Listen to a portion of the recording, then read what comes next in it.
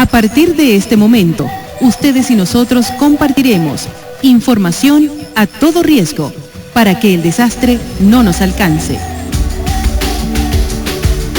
Saludos, buenas tardes para todas y todos. Bienvenidos y bienvenidas al programa Información a todo riesgo, que todos los viernes de 4 a 5 de la tarde nos acerca a los temas sobre la gestión de riesgo de desastres. En el programa buscamos contribuir a conciliar la relación del hombre con su entorno y tenemos un lema acá en este espacio: para que el desastre no nos alcance. Muy buenas tardes, Nilsa. Saludos, Adelfo, saludos también a nuestros oyentes. Trabajaremos para todos ustedes en el programa de hoy. Marcolina Castillo, quien se ocupará del control técnico de este espacio. Estaremos como productores y moderadores. Nilsa Gulfo con el CNP 6779. Adelfo Solarte, CNP 8965. Como asesor de los contenidos del programa está el doctor Alejandro Liñayo. En la asistencia de producción está el profesor Iván Chacón. En la edición y montaje, Gerardo Montes. En la dirección de la FM 100.9, Enrique Torres. Le recordamos a ustedes que el programa llega a todos gracias al apoyo del Centro de Investigación en Gestión Integral de Riesgo, SIGIR, y de la Fundación para la Prevención del Riesgo Sísmico, Fundapris, instituciones que reciben el respaldo de la empresa Total Oil and Gas Venezuela.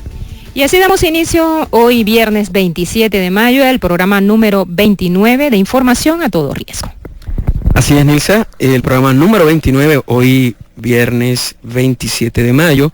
Y recordarles a ustedes que entre las distintas posibilidades que tenemos como ciudadanos de hacer uso de este espacio, destaca la de sintonizar la emisora de 4 a 5 de la tarde, pero también pueden hacerlo vía internet, para lo cual la dirección éxito100.9fm.com.ve es bien importante, así como si tienen el deseo de escuchar programas previamente grabados, pueden ir a la página del SIGIR, www.sigir.org, SIGIR con C, y allí en la sección de novedades pueden entrar y escuchar los programas que deseen. Sí, Adelfo, ya también pueden escribirnos a nuestro correo a todoriesgo@sigir.org. Hoy con mucha información de interés, Nilsa y amigos oyentes, vamos a estar tocando el tema de los aeropuertos como espacios para la prevención. Uno puede suponer que un aeropuerto es un espacio para el turismo, para otras cosas, pero vamos a tener a un invitado que nos va a acercar a la noción de concebir estos espacios también desde esa perspectiva. Así que sin más, vamos a pasar entonces a nuestra primera sección. Con los especialistas. Con los especialistas, Adelfo, tenemos al profesor Fernando Oliveira. Él es licenciado en Geofísica, graduado en la Universidad de Coimbra, en Portugal, en el año 53. Tiene una maestría de Meteorología Aeronáutica y Gestión de Aeropuertos, también en la Universidad de Coimbra, en Portugal. Trabajó como meteorólogo aeronáutico en Lisboa y en Santa María de Azares. También estuvo en la Fuerza Aérea Venezolana, lo invitó en 1960 a trabajar casualmente en el aeropuerto de Maiquetía como meteorólogo aeronáutico. Ahí duró 2 años, después la ONU, la Organización de las Naciones Unidas, lo invitó para trabajar en Nigeria, en África, entre 1962 y 1965. De allí se fue a Bangkok, en Tailandia, ahí duró 12 años, después fue a Egipto, pero en 1990 llega a Mérida. Y desde allí, por supuesto, desde aquí de Mérida ha seguido trabajando con la Organización de las Naciones Unidas hasta el 2003, donde estuvo como secretario regional del Consejo Internacional de Aeródromos. Imagínate con este currículum tan extenso, Nilsa, tú lo has dicho. Y bueno, tenemos la posibilidad de tenerlo aquí, un hombre que ha estado por tantas partes del mundo. Bueno, vamos a retenerlo. 103 países. 103 países, si no es un récord se le parece. Bueno, muy buenas tardes al profesor Fernando Oliveira, gracias por estar aquí con nosotros, bienvenidos. Un placer. Bueno, gracias a usted. Y bueno, como decíamos en el título del programa, los aeropuertos son espacios para la prevención. Vamos entonces a comenzar preguntándole, profesor, ¿por qué debemos mirar a los aeropuertos como espacios imprescindibles en una política de gestión integral de riesgo de desastres? Buenas tardes. Buenas tardes. Bueno, en el caso de Mérida, las condiciones geográficas lo hacen al aeropuerto la única vía de escape en caso de un cataclismo, una catástrofe de dos tipos que yo veo. Hay dos tipos de catástrofes posibles aquí en Mérida. Una la estamos presenciando con la cuestión de las lluvias y los derrumbes, y esos derrumbes son imposibles de prever y finalmente uno no puede pasar en las carreteras, por lo tanto tiene que guiar por aire. Pero hay otro aspecto que no es tan evidente hoy, que es la cuestión geológica. Sabe que Mérida está a caballo de la línea de separación de dos placas tectónicas, la placa del Caribe y la placa de Sudamérica. Hay muchas otras fallas, pero esta falla más importante, que corre, por cierto, a lo largo del río Chama, eso es un desastre a punto de explotar. Sabe que en geología 1 año o 1000 años es más o menos lo mismo. Así que puede que no pase nada en el próximo año o en los próximos 1000 años, pero puede pasar y va a pasar en cualquier momento. Y cuando eso pase, entonces la ciudad va a sufrir tremendamente, terriblemente. Por lo tanto, Mérida tiene que estar preparada para recibir auxilio del exterior. Las carreteras van a estar impasables, así que solo hay una forma de conseguir auxilio, que es por aire, por vía aérea. Ese es un aspecto de la catástrofe. Yo sé que eso es lo que les interesa a ustedes, pero a mí, como ciudadano de Mérida, me interesa otra. Es que yo quiero viajar y no quiero tener que ir a Vigía para agarrar un vuelo cuando yo podría hacerlo muy bien de aquí de Mérida. ¿Por qué no hay vuelos de Mérida? Es un absurdo, ¿no? Bueno, en el caso de Mérida, bueno, y usted lo ha explicado, en el caso de Mérida, como usted lo ha explicado, tiene un importante historial sísmico de eventos naturales. Ahora, ¿existe esa consideración con respecto al aeropuerto que tenemos, esa consideración de tomarlo como sitio de prevención? No creo que lo hayan mencionado, o por lo menos yo no oí mencionarlo, pero es obvio.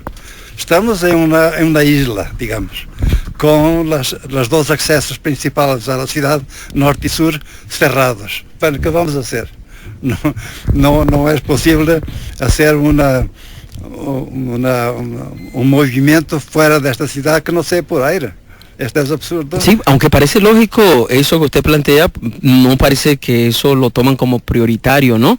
Es decir, si no es por aire, no tenemos mar, no tenemos puerto, ¿verdad? Por lo tanto no es la vía marítima, no tenemos trenes, por lo tanto tampoco es la vía ferroviaria, pues como que lo que plantea la lógica es el acceso aéreo, porque esto no parece tan claro a veces en las decisiones. No sé, en realidad yo no sé, yo creo que las entidades que toman las decisiones no han pensado en eso.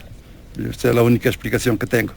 Pero ahora con las lluvias, alguien está pensando que debían haber hecho alguna cosa.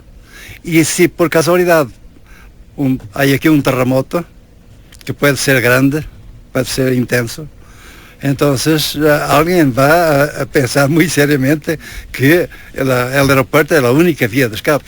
Sí, ahora, profesor, ¿qué situaciones nos permiten suponer que un aeropuerto es un espacio preparado para convertirse en un lugar de operaciones en caso de una catástrofe? Es decir, si tuviéramos que visualizar esos elementos distintivos de un aeropuerto preparado, concebido para funcionar en esta situación, ¿qué cosas serían como evidentes? Bueno, lo que es evidente es la realidad geológica de la ciudad, que no es muy común, digamos. Por ejemplo, tenemos el caso de Japón, lo que ha pasado en Japón con el tsunami y la catástrofe que ocurrió allá. Pero ahí hay por lo menos vías de acceso terrestre. Y esas no fueron afectadas. Fueron afectadas como todo el resto, pero no específicamente. Mientras que aquí en Mérida solo hay dos formas de salir de la ciudad, por el norte o por el sur. Y los dos elementos catastróficos que pueden impedirlo son o lluvias intensas, como estamos viendo, o un terremoto. Eso es obvio, o sea, no requiere explicación, es obvio. Ahora, yo creo que la parte de la ciudadanía de aquí, además de ese aspecto de riesgo, también tiene derecho a tener acceso al exterior sin tener que ir por la carretera a sitios lejanos para agarrar un avión.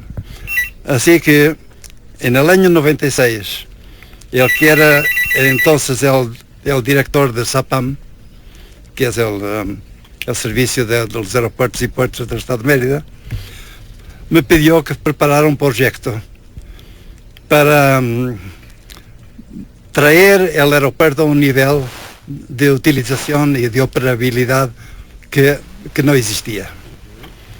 Entonces yo preparé ese proyecto fue presentado al FIDES.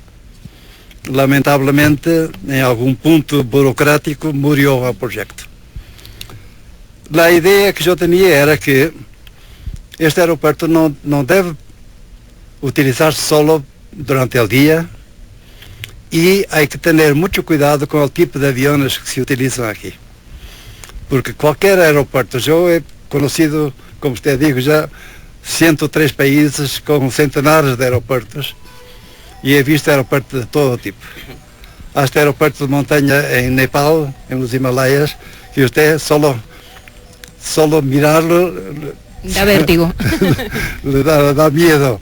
Este aeropuerto sencillísimo, no hay problema ninguno aquí, solo que hay que escoger el avión correcto, ¿cierto? Y hay muchísimos aviones correctos a propósito. Sí, esa parte la vamos a seguir conversando. Ahorita, profesor Fernando, permítanos unos minutos, unos segundos para identificar, y cuando regresemos vamos a seguir deshojando esta interesante margarita que tiene que ver con el aeropuerto de Mérida, pero también con la condición general que toda ciudad precavida debería tener. Un aeropuerto no solamente dedicado a la actividad comercial, sino también concebido como espacio para atender situaciones de desastre.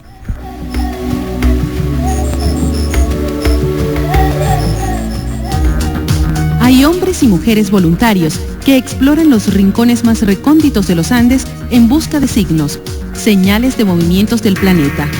Ellos son el equipo que le da vida a Fundapris, la Fundación para la Prevención del Riesgo Sísmico. En Fundapris, hacemos de la investigación una herramienta preventiva.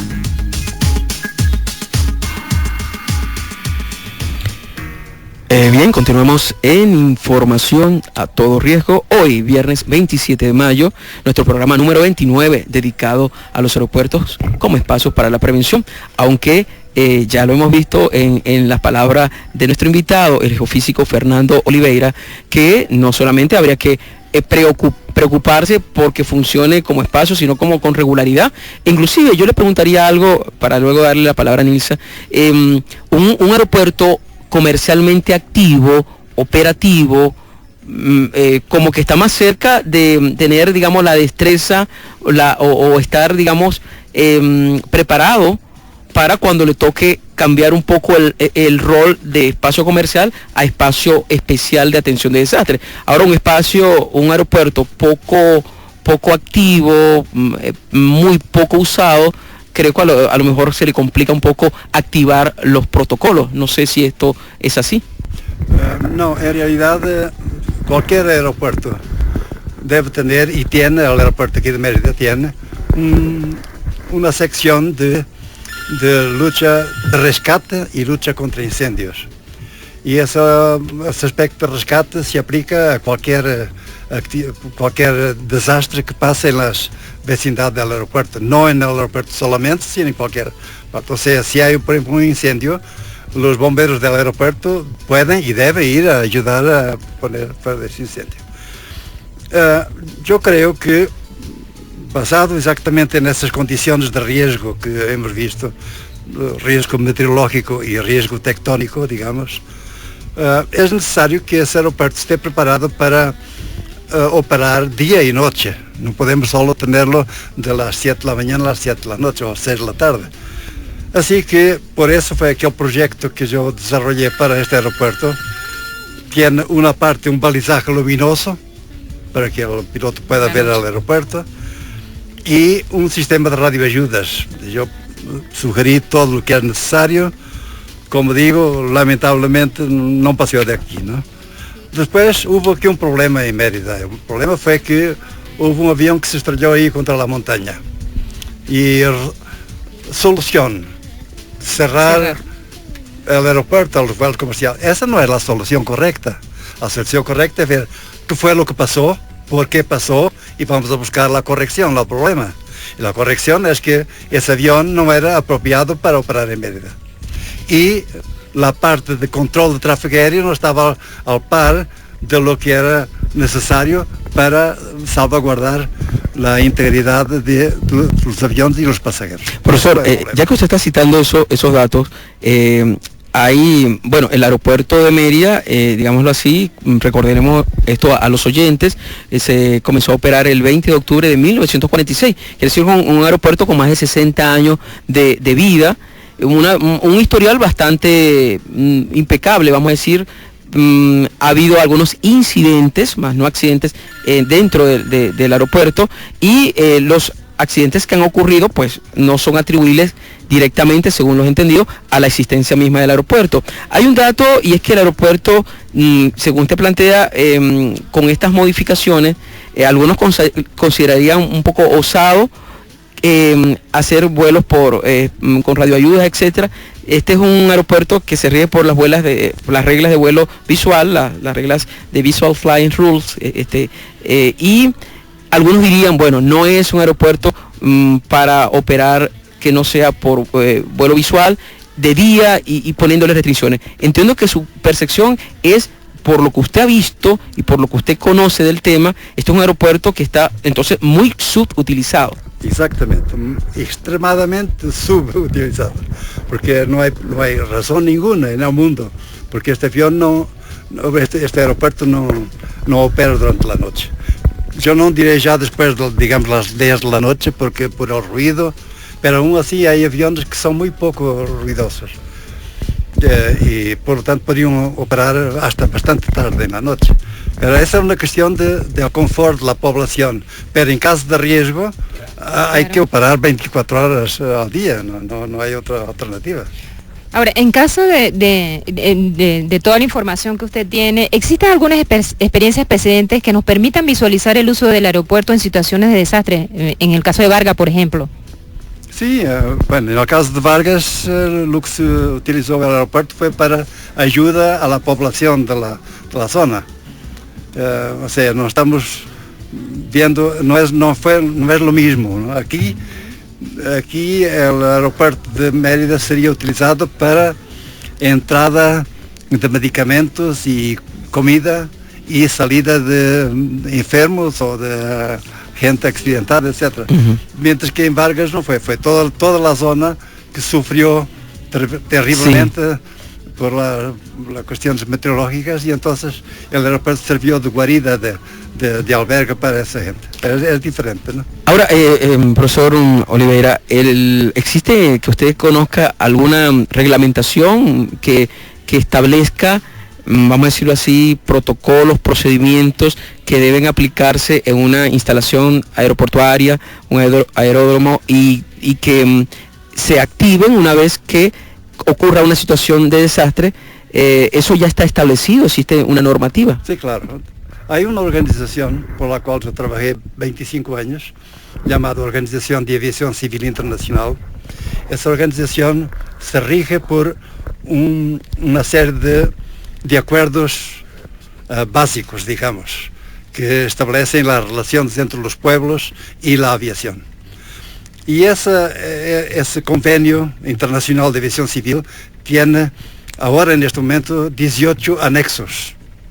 Esos anexos cubren 18 actividades aeronáuticas. Yo estuve particularmente dirigido al anexo 3, que trata de meteorología aeronáutica, y al anexo 14, que trata de aeródromos. Hay también un anexo que es, por cierto, es el anexo 13, y todo el mundo dice que el número 13 es un número de cabalístico. cabalístico. Y el anexo número 3 trata exactamente de cuestiones de accidentes aéreos. Bueno, entonces, todos los aeropuertos tienen que participar activamente en cualquier situación de emergencia, no solo en el aeródromo, pero en la vecindad. y están preparados para eso. Aquí, por ejemplo, en Mérida, hay una estación de bomberos, lamentablemente, no creo que le den la importancia que tiene. Sus equipos puede que no sean el último modelo, y en realidad me da un poquito de lástima mencionar eso, pero yo creo que debería darse más atención a la cuestión de los bomberos en el estado de Mérida, porque uno, ojalá que nunca los necesite, pero cuando uno los necesita tiene que tenerlos y perfectamente eficientes para que en realidad puedan salvar vidas. Bueno, y eso entonces es la cuestión que yo creo que con las ayudas luminosas, con la balizaje luminosa y con radioayudas, este aeropuerto puede con toda seguridad operar 24 horas al día. Si queremos limitarlo para la cuestión de no molestar a la gente que está durmiendo, está bien, pero en caso de emergencia son 24 horas. Solo hay que escoger el tipo de aviones que operan. Hay hoy día una variedad infinita de aviones, de tipos de avión, y hay muchos que son muy apropiados aquí para Mérida. Pero los que había antes, que era el 727 y el 19, ese no era apropiado para aquí. Yo participé en una campaña para eliminarlos de aquí, con actuación en la TAM y en el Rotary y en el Colegio de Ingenieros. Felizmente se eliminaron, pero ahora tenemos la cuestión de los aviones que utilizan hoy día, que no son los apropiados. Pero yo no sé cómo cambiar eso, francamente. Bueno, vamos a hacer una pausa, Adelfo y profesor Fernando, para identificar, y ya regresamos para seguir con esta conversación con Fernando Oliveira.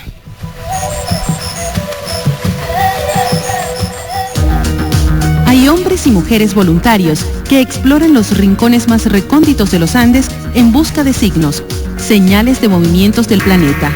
Ellos son el equipo que le da vida a Fundapris, la Fundación para la Prevención del Riesgo Sísmico. En Fundapris hacemos de la investigación una herramienta preventiva.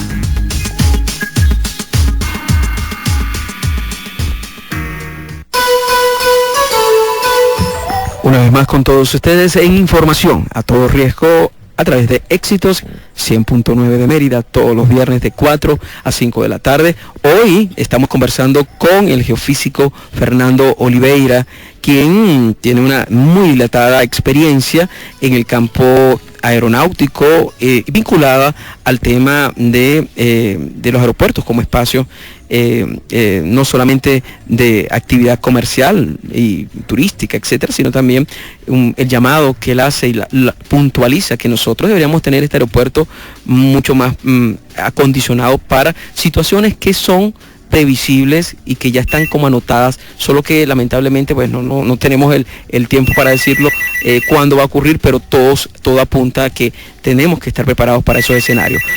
En el tema ciudadano, profesor Oliveira, quisiera preguntarle, desde esa perspectiva, sé que esto es un tema muy técnico, muy especializado, pero ¿qué acciones deberíamos emprender como ciudadanos para verificar que nuestro aeropuerto se sitúe en un contexto de espacio dedicado a actuar de forma efectiva en caso de una situación de desastre? ¿Hay algo que podamos hacer? Una pregunta muy difícil, porque eso ya no, la respuesta no es técnica, la respuesta debe ser parte política por lo menos. Hay que tomar una decisión a nivel de gobierno. Esa es una decisión que el ciudadano no creo que pueda tomar. El ciudadano puede tal vez presionar, hacer manifestaciones con banderas y cosas, pero esa no es la solución. Y el gobierno tiene que dedicarse a desarrollar la aviación en este país. Y hay una condición sine qua non para que haya un desarrollo importante de aviación. Y esa condición es que hay una organización que trata de reglamento aeronáutico y tiene que haber otra separada y completamente independiente que chequea y verifica que la otra está trabajando bien. Esas tienen que ser independientes. Aquí no hay esa independencia. Por ejemplo, si hay un accidente de aviación, quien va a hacer una investigación del accidente es la misma organización que autorizó el vuelo. Así que es como un policía, el policía es el propio ladrón, digamos. O sea, quien debería ser independiente. No es, y yo varias veces en el pasado he pedido que por favor, que consideren que debe haber un sistema de vigilancia y de chequeo de los reglamentos aeronáuticos independiente del servicio de aviación civil de este país. Profesor, vamos a aprovechar estos minutos también. Este tema es apasionante. Sé que como lo apunta, hay factores de decisión gubernamental que tienen que actuar allí, pero bueno, ojalá que esto que conversamos acá pues también sea tomado en cuenta por los ciudadanos y de alguna manera pues combinar a las autoridades para que nuestro aeropuerto esté no solamente operativo, sino dedicado también a esta importante misión preventiva.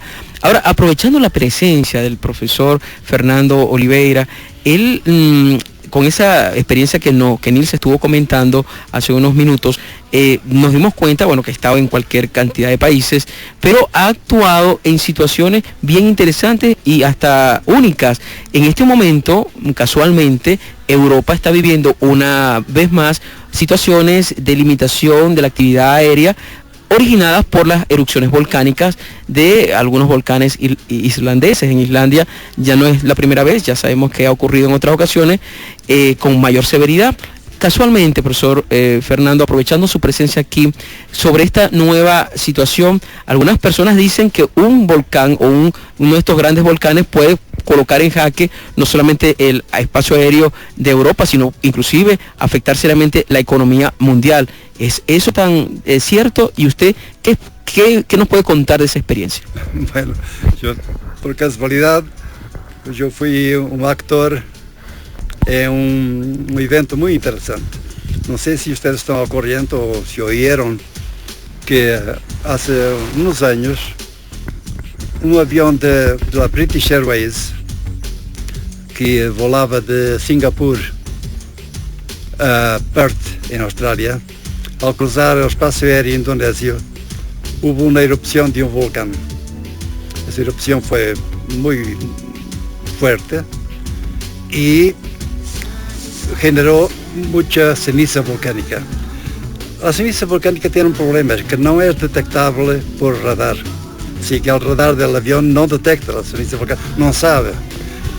Pero solo hay, la única indicación es un olor a azufre que está siempre presente, y otra cuestión es que esa ceniza volcánica es como lija. Entonces el parabrisas del avión queda como leche y no se ve nada para afuera. Bueno, es muy interesante que yo he oído el incidente con ese avión de British Airways, y entonces hay un momento en que el copiloto dice: capitán, perdimos el motor número 3, y el capitán, con la tranquilidad británica, digo: no, bueno, ponga el procedimiento correspondiente a la pérdida del motor número 3. Luego, pasados unos minutos, dice: capitán, el motor número 2 también se fue, etcétera, etcétera. El motor 3 y 4 y 1 y 2, todos se fueron. Y hay un momento en que tenemos un 747 cargado de pasajeros durante la noche con los 4 motores apagados. Es una situación que en realidad uno le da miedo. Bueno, y lo que pasó fue que hay la ceniza volcánica se deposita en las paletas de la turbina bajo la forma de vidrio. Entonces, cuando el avión baja para una temperatura más alta, ese vidrio a veces se desprende un poco, y ellos consiguieron reprender 2 de los motores y aterrizar en Yakarta, Indonesia. Fue interesante que el piloto decía al controlador de tráfico aéreo: perdimos los 4 motores. Entonces el controlador decía: ¿perdió el motor número 4? No, los 4 motores. Un silencio. Entonces yo pregunté: ¿y qué va usted a hacer? Sí, ¿qué se va a hacer? Bueno, en todo caso, el piloto, que es para mí un héroe, el vidrio laterales del parabrisas no fueron tan afectados por la ceniza, y él, medio levantado de su silla y mirando por la ventana izquierda del cockpit, consiguió aterrizar el avión sin pérdida de vida. Es una cosa increíble. Entonces, cuando eso pasó, el Consejo de la OASI, de la Organización de Aviación Civil Internacional, decidió que había que hacer algo sobre esto. Porque el problema fue que los sismólogos y los volcanólogos sabían que había una erupción, pero los controladores de tráfico aéreo no sabían. Había una falta de conexión a nivel nacional en cada uno de los países afectados. Entonces, ellos nombraron un volcanólogo de fama internacional llamado Casadevall, por cierto, y mi persona como meteorólogo, que fuéramos de país en país alrededor del Pacífico, en el llamado Anillo de Fuego del Pacífico. Empezamos en realidad en Japón, después bajamos hasta Singapur, Indonesia, Australia, Nueva Zelanda, Hawái, dimos toda la vuelta. Todo el anillo completo. Y en cada uno de esos sitios lo que hicimos fue invitar los controladores aéreos y los volcanólogos que se sentaron a su mesa, les dimos café y refrescos y ellos empezaron a conocerse, no se conocían siquiera. Entonces establecimos procedimientos, etcétera, y desde entonces no ha habido más eventos de este tipo. O sea que estamos más preparados como yo creo que eso fue un proyecto magnífico, el resultado fue fantástico y estoy muy honrado de haber participado en él. Bueno, profesor, y eso para nosotros también es bien interesante haber conocido un poquito de esa experiencia suya al frente de esa investigación. Y ahora eso va a seguir pasando, ¿no? Está claro que los volcanes, muchos volcanes en zona de mucha actividad aérea, y supongo yo que habrá que estar más pendiente de eso, ¿no? Simplemente. Bueno, profesor Fernando Oliveira, le agradecemos entonces su presencia aquí. Ya con esto le estamos dando despedida a la sección de entrevistas. Vamos a hacer una nueva pausa. Esta vez vamos a regresar para leerles un conjunto de informaciones que tenemos por aquí preparadas y nuestra sección de agenda y nuestra sección de hoy recordamos. Es decir, nos quedan pendientes algunas cosas. A la pausa.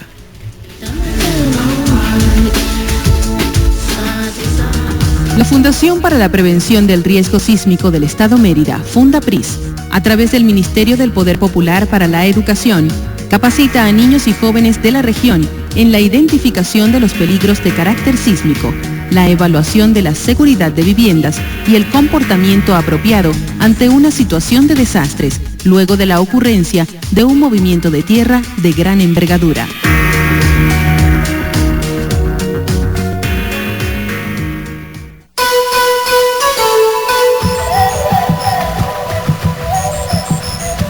Bien, le agradecemos entonces al profesor Fernando Oliveira su amabilidad de haber estado con nosotros en la sección de entrevistas hoy aquí en Información a Todo Riesgo, hablándonos sobre ese interesante tema de los aeropuertos como espacios de prevención y otras anécdotas más que nos Y lo mejor es que lo tenemos aquí en Mérida.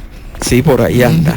Ahora vamos a pasar, Nilsa, a nuestra sección de Fue Noticia esta semana y vamos a iniciar con precisamente una información que consideramos como una buena noticia, y es que la Organización Meteorológica Mundial anuncia el fin del fenómeno de la Niña. Esta es una noticia fechada el 25 de mayo en Ginebra, Suiza, y está disponible en www.radiosalta.com. El episodio La Niña, que ha dado lugar a condiciones de humedad extrema en ciertas regiones y de sequía en otras, llega a su fin, según explicó en un informe la Organización Meteorológica Mundial. El fenómeno, que reapareció a mediados de julio del 2010, no debería repetirse en la segunda parte del presente año, de acuerdo a la organización, con base en Ginebra, la cual tampoco prevé un regreso del fenómeno contrario, conocido como el Niño. Más allá de mediados de 2011, no hay por el momento indicaciones claras de un riesgo creciente de evolución hacia una anomalía del Niño o la Niña en el segundo semestre del año, subrayó la organización. Con los datos actuales para mediados de año se pronostican condiciones casi neutras, lo que implican temperaturas del océano, regímenes de precipitaciones tropicales y vientos atmosféricos sobre el Pacífico ecuatorial próximos a la media. La Niña se caracteriza por aguas inhabitualmente frías en el centro y el este del Océano Pacífico, mientras que el Niño se destaca por sus temperaturas superiores a lo normal. Una segunda información nos dice que el volcán islandés cesa su actividad y permite restablecimiento del tráfico aéreo. Una noticia fechada el 26 de mayo en Londres, Reino Unido, y está disponible en fmbolivia.tv. El tráfico aéreo en Europa volvió a la normalidad ayer jueves tras el fin de la erupción de un volcán en Islandia que a principios de semana causó la cancelación de cientos de vuelos en el norte del continente. Así es, el volcán Grímsvötn entró en erupción el sábado pasado en Islandia. Desde entonces, una nube de ceniza volcánica causó demoras y cancelaciones, sobre todo en Escocia, Islandia, Irlanda del Norte, la región de Escandinavia y Alemania. La Agencia Europea de Control de Tráfico Aéreo, Eurocontrol, aseguró que de acuerdo al Centro de Avisos de Cenizas Volcánicas de Londres, hay algunas áreas de Europa con concentraciones limitadas de cenizas. Otra información es que reportan sismo de magnitud 4 al noroeste de la ciudad de Puerto La Cruz, en el oriente de Venezuela. Esta es una noticia fechada el 26 de mayo en Caracas y está disponible en www.eluniversal.com. La Fundación Venezolana de Investigaciones Sismológicas, Funvisis, informó que a las 6:20 de la tarde de este jueves 26 de mayo se registró un sismo de magnitud 4 a 53 kilómetros al noroeste de Puerto La Cruz, estado Anzoátegui. La institución precisó a través de su cuenta de la red social Twitter, @Funvisis, que el movimiento telúrico tuvo una profundidad de 10.7 kilómetros y que no se reportaron daños ni personas afectadas. El movimiento de tierra despertó cierta angustia, pero no pasó a mayores, de acuerdo a los reportes emitidos por las autoridades. Y una última información nos dice que un tifón de máxima categoría se dirige rumbo a la zona sur de Japón. La noticia está fechada el 26 de mayo en la ciudad de Caracas y está disponible en www.noticias24.com. El tifón Songda, de categoría 5, que es el máximo número en la escala, se dirige a Japón y amenaza con arrasar las islas japonesas de Okinawa en las próximas horas. A los huracanes que ocurren en el Océano Pacífico se les llama tifones, y esa es la única diferencia entre ellos y los, digamos así, los huracanes de acá de la parte occidental.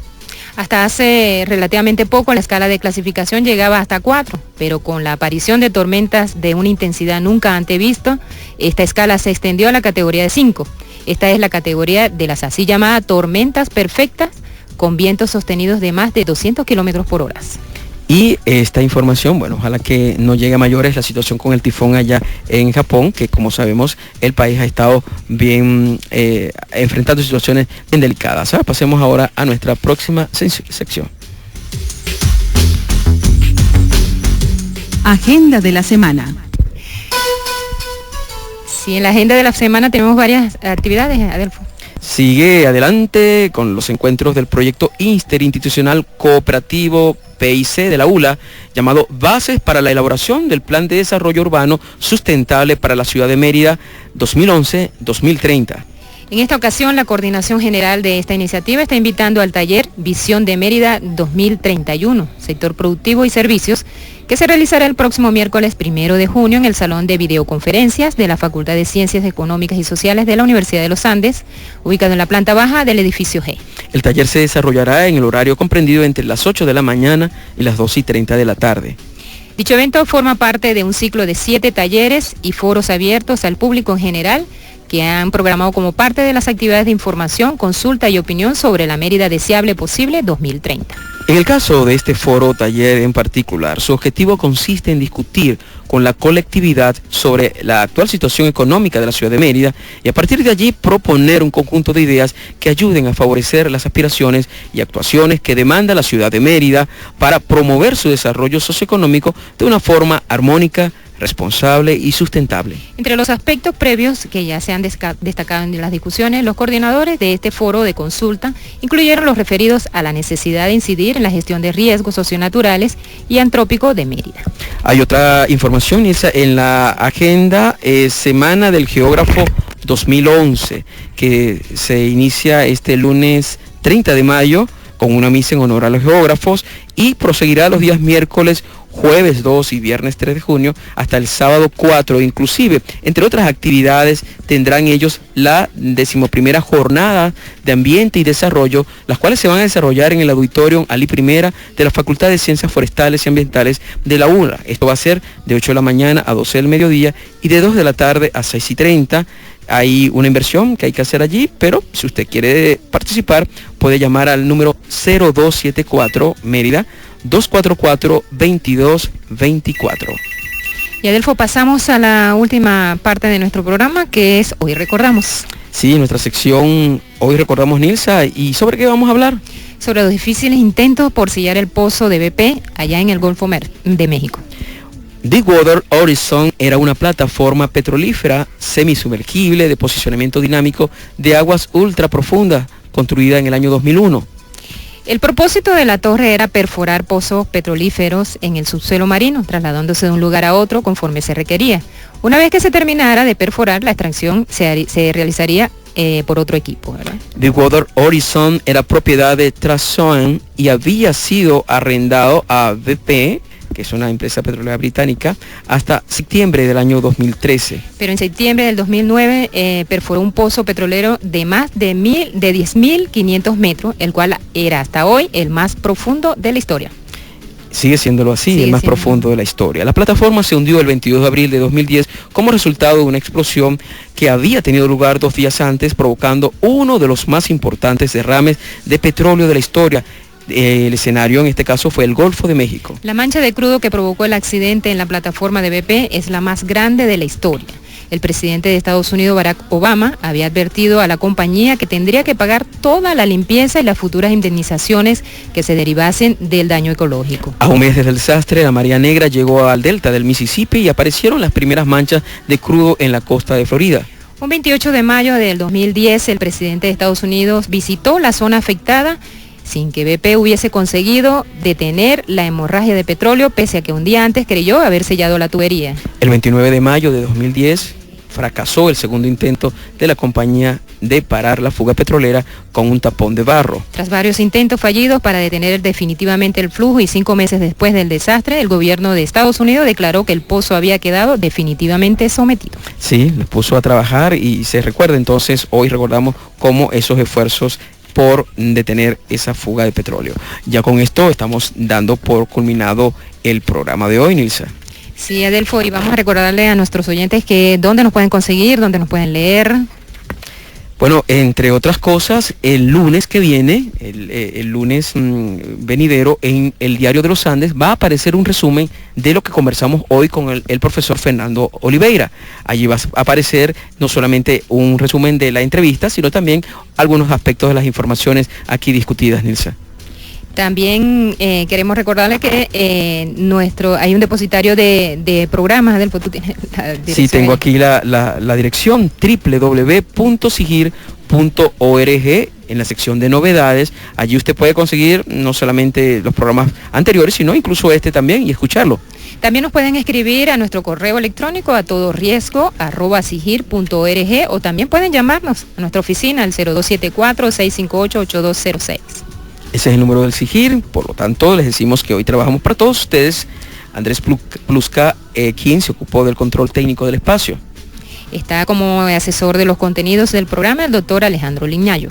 En la asistencia de producción, el profesor Iván Chacón. También en la edición y montaje estuvo Gerardo Montes. En la dirección de la FM 100.9, Enrique Torres. Queremos recordarle que el programa llegó a todos ustedes gracias al apoyo del Centro de Investigación en Gestión Integral de Riesgos, SIGIR, y de la Fundación para la Prevención de Riesgo Sísmico, Fundapris, instituciones que reciben el respaldo de Total Oil and Gas Venezuela. Estuvimos trabajando para ustedes, Nilsa Gulfo, con el CNP 6779. Adelfo Solarte con el CNP 8965. Y bueno, nuestro lema para que el desastre no nos alcance. Nos vemos el próximo viernes. Así es.